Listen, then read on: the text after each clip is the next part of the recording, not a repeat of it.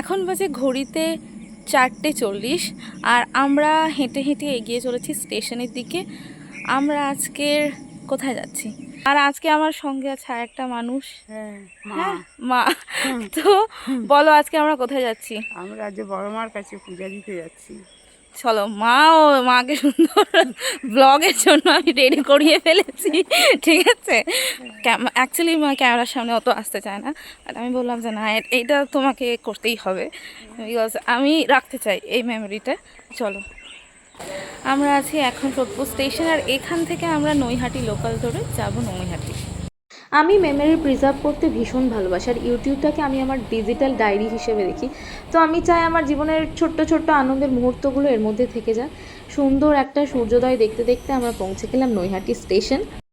নৈহাটি স্টেশনে নামার পর 1 নম্বর স্টেশন থেকে এদিকে রাস্তা আছে, চলে আসবেন, দেখবেন অনেক টোটো অটো দাঁড়িয়ে আছে, কিন্তু ওগুলোতে ওঠার কোনো দরকার নেই, কারণ এখান থেকে জাস্ট হেঁটে গেলে 5 থেকে 7 মিনিটসের ডিস্ট্যান্সে মন্দির।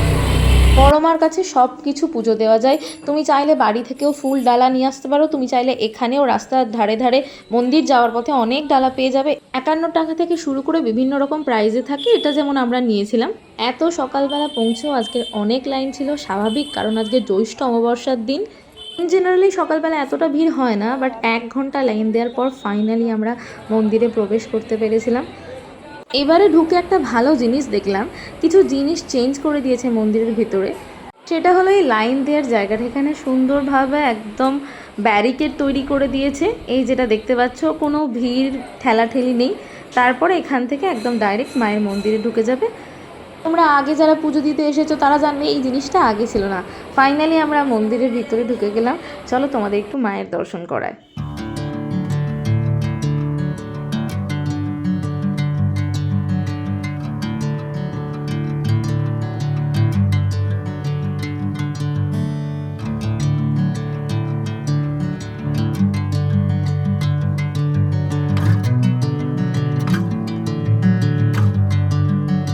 ধর্ম হোক যার যার, বড় মা হোক সবার, এই গেট দিয়ে পুজো দেওয়ার পর আমরা বেরিয়ে এলাম। আমাদের পুজো দেওয়া হয়ে গেছে। এখন মন্দির খোলার নিয়ম এখন অনেকটাই সিস্টেম চেঞ্জ হয়ে গেছে, তোমরা দেখলে ভিডিওতে এতক্ষণে।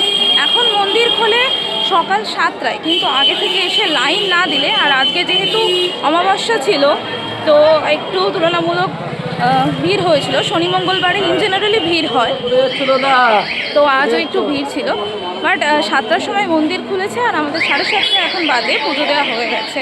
এবার এখানে সোমবার, বুধবার আর শুক্রবার প্রসাদ খাওয়ানো হয়, কিন্তু এখন সেটা বন্ধ আছে। আবার কবে চালু হবে সেটা এখনও বলা যাচ্ছে না, বাট আগে এখানে এই সময়টা প্রসাদ খাওয়াতো, এই 3 দিন।